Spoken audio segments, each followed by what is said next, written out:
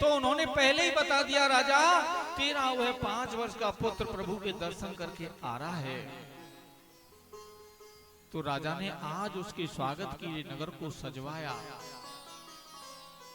जा पे कृपा राम की हुई और बापे कृपा करे सब कोई। जिस ध्रुव को उस दिन ठुकरा दिया गया था, आज राजा उसके स्वागत के लिए दरवाजे पर खड़ा है। और जो सुरुचि जिसको अभिमान था, आज वह भी सुनीति के सामने नतमस्तक खड़ी है। भगवान का भक्त स्वतंत्र रहता है, माया उसे छू भी नहीं पाती। आज ध्रुव को भगवान का दर्शन हुआ तो सुरुचि यानी वासनाएं किनारा कर रही हैं, और सुनीति के सामने नतमस्तक खड़ी है। ध्रुव आया, पिता को प्रणाम किया, विचार करता है कि माता को नमन करना है, किससे नमन करो। सुरुचि और सुनीति दोनों खड़ी हैं।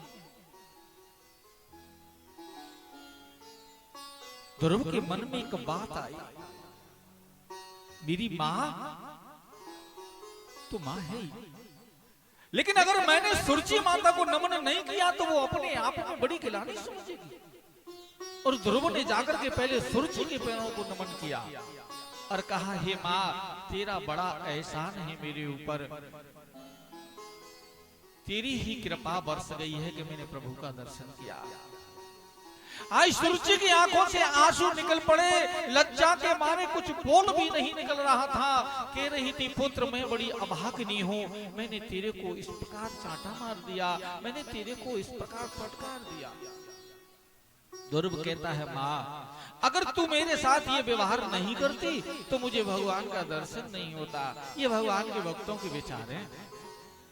भगवान के भक्त होते हैं, जहां भक्ति जागृत हो जाती है वो अवगुणों में भी गुण ढूंढा करते हैं, अवगुणों में भी गुण ढूंढा करते हैं। और जहां भक्ति नहीं वहां गुणों में भी अवगुण दिखाई देते हैं।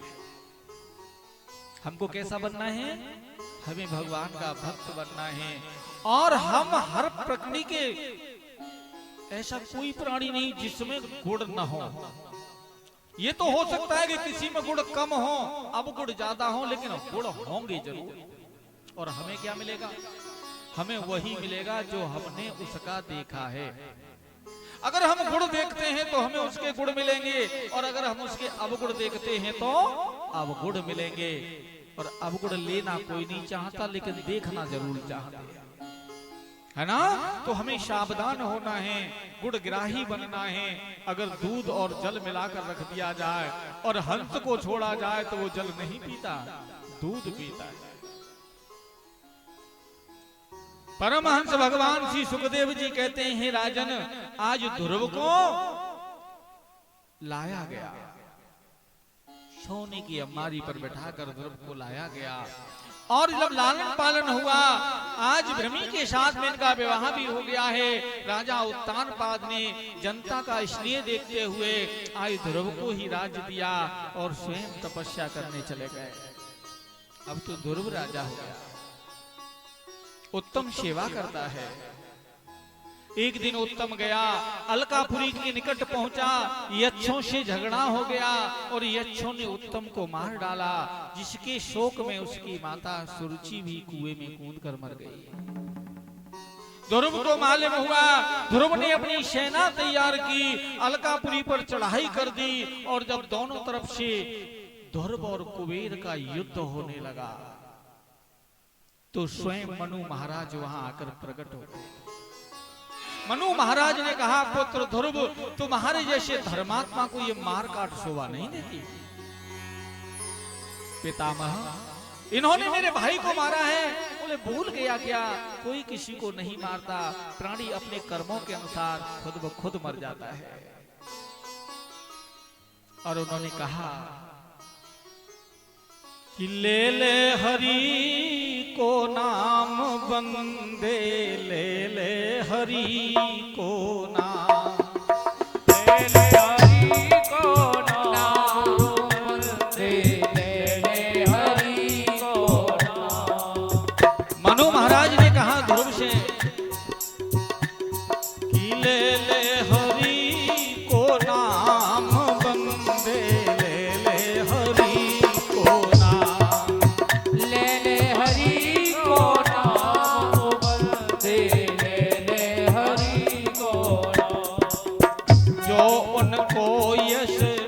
सुमिरन करता, जो उनको यश सुमिरन करना, जो उनका यश सुमिरन करता, जो उनका रस सुमिरन करना। ये गाता की दिलला बंदे ले ले हरि को नाम, ले ले हरि को नाम, बंदे ले ले हरि को नाम। ओ ले ले हरि को नाम, लाला ले ले हरि को नाम, हाय ले ले हरि को नाम, बंदे ले ले हरि को नाम। जात पात के भेद भाव बिन, जाति पात के जात पात के भेद भाव बिना, जाति पात के भेद भाव बिन, देते हैं निज धाम, बंदे ले ले हरि को नाम, ले ले हरि को नाम, बंदे ले ले हरि को नाम। जय हो।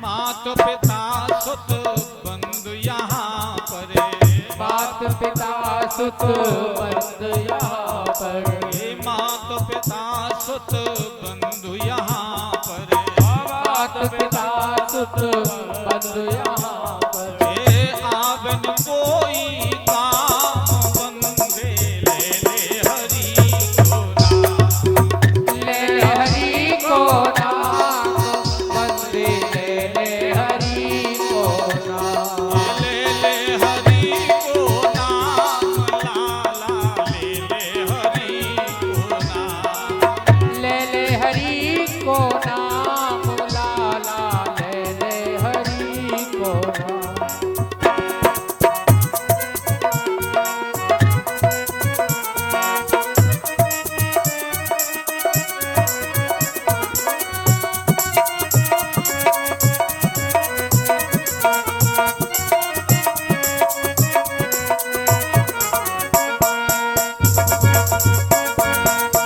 बोले गोविंद भगवान की जय। जय श्री राम।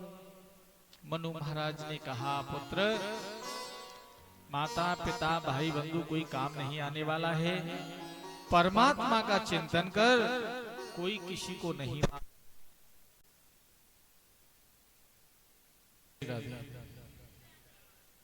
कोई बात नहीं, जैसी माता रानी की मर्जी।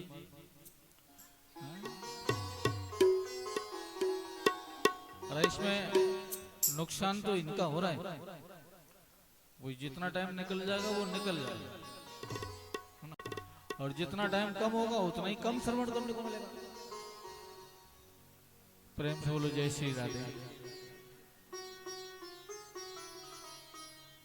मनु महाराज ने ध्रुव से कहा, पुत्र कोई किसी को नहीं मारता, प्राणी अपने कर्मों के अनुसार खुद ब खुद मर जाता है।